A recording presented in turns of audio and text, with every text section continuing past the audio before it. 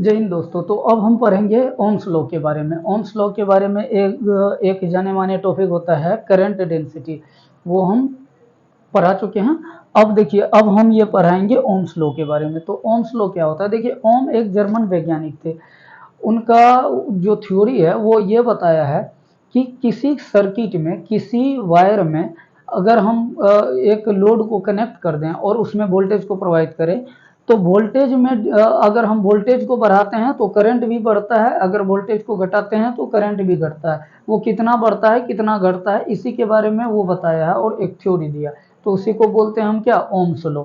अब देखिए, Ohm's law क्या होता है, पहले हम डेफिनेशन देख लेते हैं। ओम्स बोलता है, if all physical condition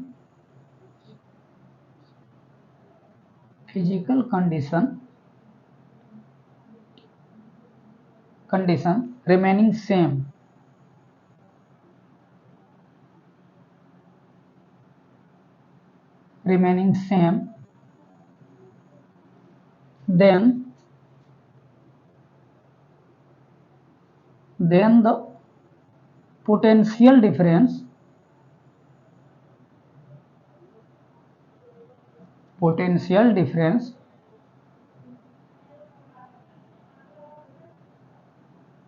then the potential difference across the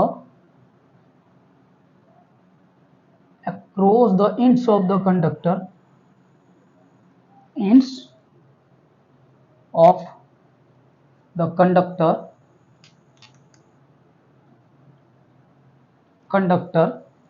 is directly proportional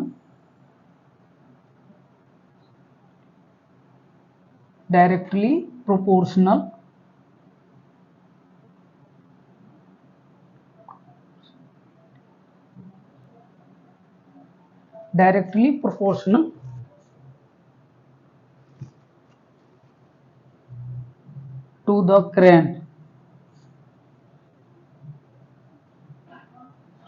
the current ये सी है, to the current flowing through the conductor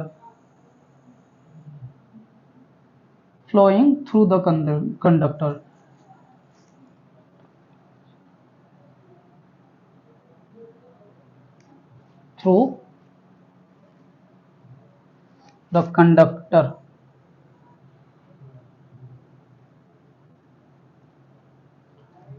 conductor. देखिए क्या बोला है, if all physical condition remaining same then the potential difference across the ends of the conductor is directly proportional to the current flowing through the conductor. क्या बोला है कि अगर किसी कंडक्टर में, यदि किसी वायर में हम कोई फिजिकल चेंजिंग ना करें, कोई फिजिकल फिनोमिना नहीं करें, तो उस वायर के जो होगा, उस वायर के अक्रॉस जो वोल्टेज होगा वो क्या होगा, उस वायर के क्रॉस जो वोल्टेज होगा उस वायर में जो करंट फ्लो करेगा, चलेगा, उस वो दोनों क्या होगा, आपस में डायरेक्टली प्रोपोर्शनल होगा, directly proportional to the across the current. यहाँ देखिए, directly proportional to the current flowing through the conductor. मतलब देखिए, ये वो कहना चाह रहा है कि भी जो होगा वो डायरेक्टली प्रोपोर्शनल होगा किसका? आई का। उस वायर में जितना भी करंट होगा वो क्या होगा, वोल्टेज के दोनों आपस में क्या होगा, डायरेक्टली प्रोपोर्शनल होता है। इसको हिंदी में समानुपाती भी बोलते हैं। तो भी समानुपाती क्या हो जाता है, आई हो जाता है। अब इसी का मैथमेटिकल टर्म देखेंगे। ये तो मेरा डेफिनेशन हो गया, ठीक। तो अब हम इसको रब कर देते हैं।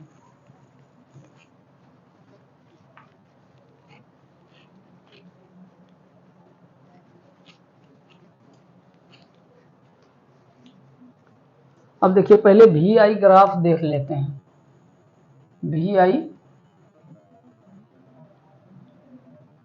आई ग्राफ ओम्स लॉ का। देखिए, वी आई ग्राफ क्या होता है,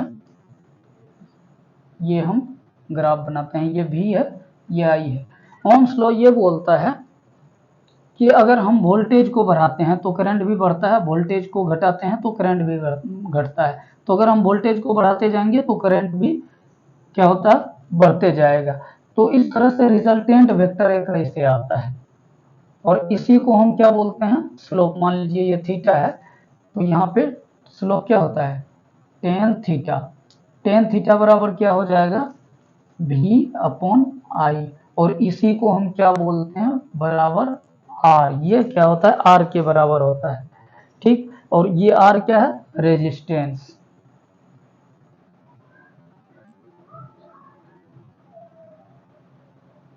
ये क्या है, रेजिस्टेंस।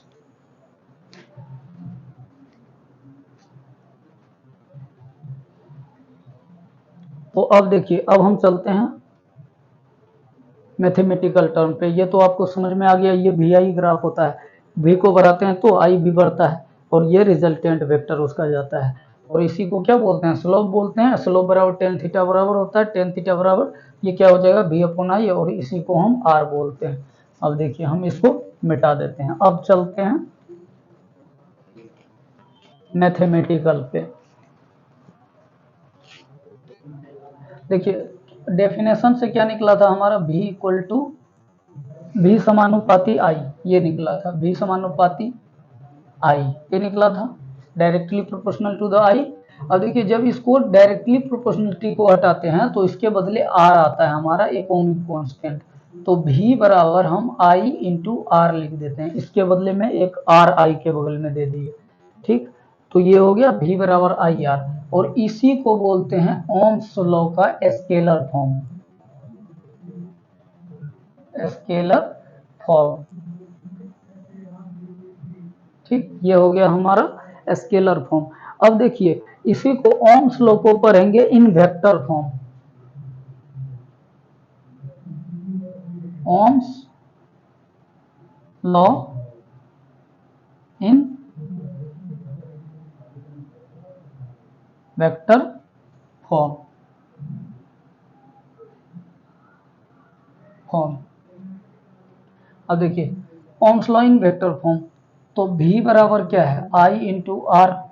अब देखिए v जो होता है, v होता है ये इलेक्ट्रिक फील्ड इंटू एल के बराबर।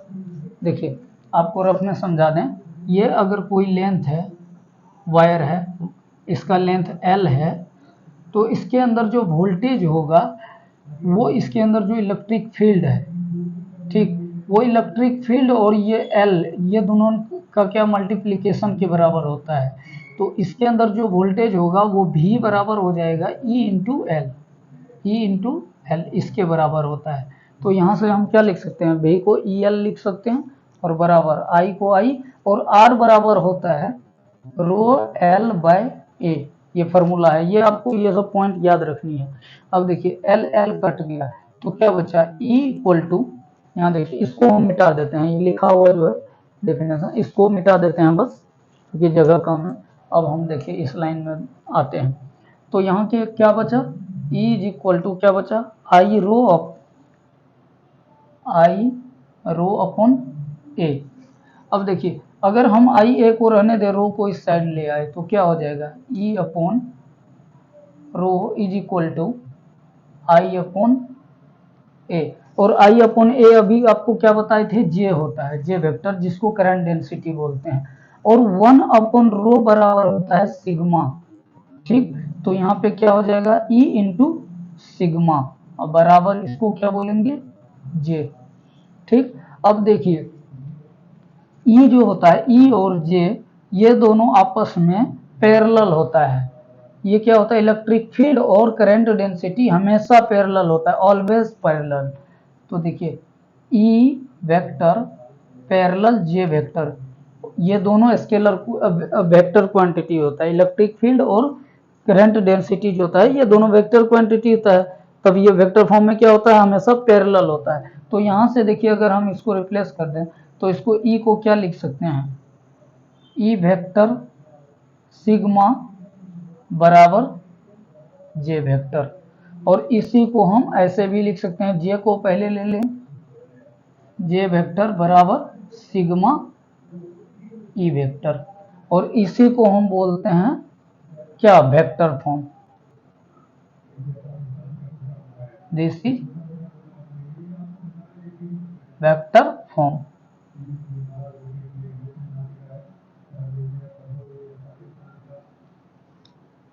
ये क्या हो गया, ओम्स लॉ का वेक्टर फॉर्म। तो ये टॉपिक यहीं पे समाप्त होता है। तो हम उम्मीद करते हैं कि आपको अच्छे से समझ में आ गया होगा। अगर अच्छे से समझ में आ गया हो तो प्लीज़ लाइक एंड सब्सक्राइब करें, और आगे के लिए वीडियो के लिए आप कमेंट भी कर सकते हैं। कोई वीडियो अगर चाहिए तो, अगर समझ में नहीं आए तो आप कमेंट बॉक्स में अपना क्वेरीज पूछ सकते हैं। Thank you.